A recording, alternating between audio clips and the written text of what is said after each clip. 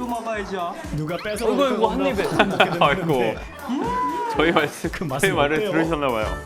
고기는 담백하고 밀쌈은 이제 그 쫀득쫀득해가지고 잘 어울러지는 것 같아요.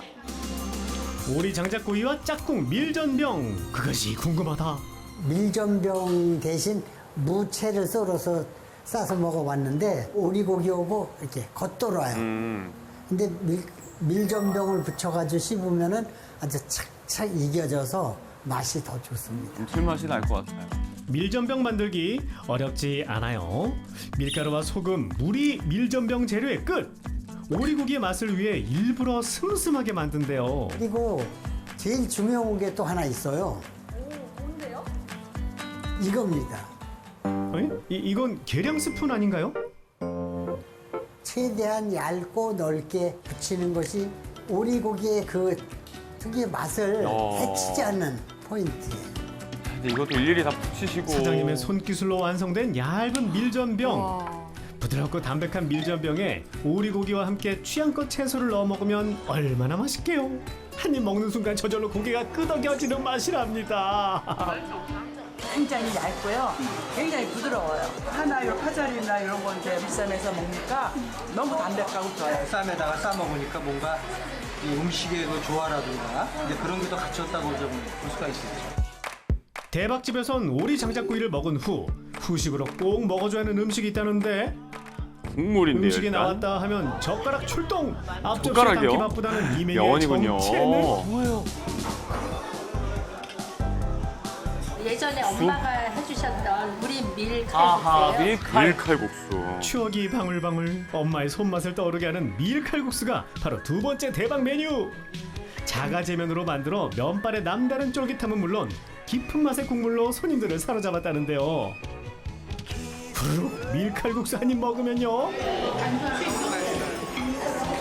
깊은 맛에 먹는 걸 멈출 수 없답니다.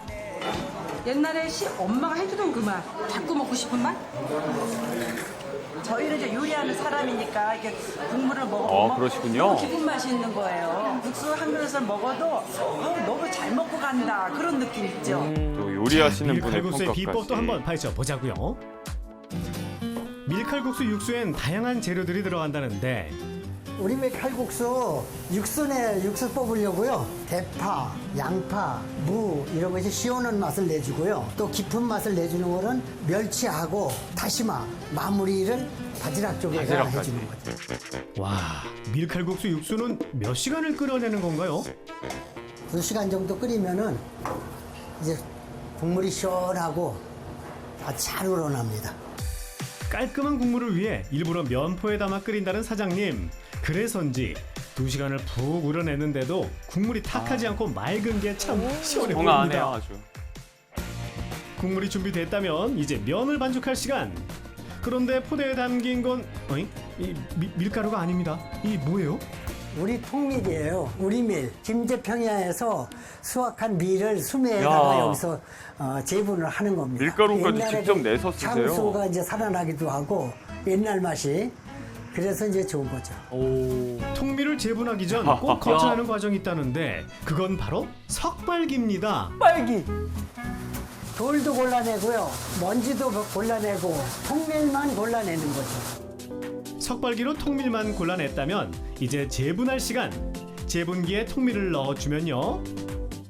1, 2, 3, 4. 오, 야, 밀가루가 밀가루를 또 벌써부터 직접 맛있어 보이는 이렇게. 건 이거 제 착각인가요? 야, 너무 궁금해져요.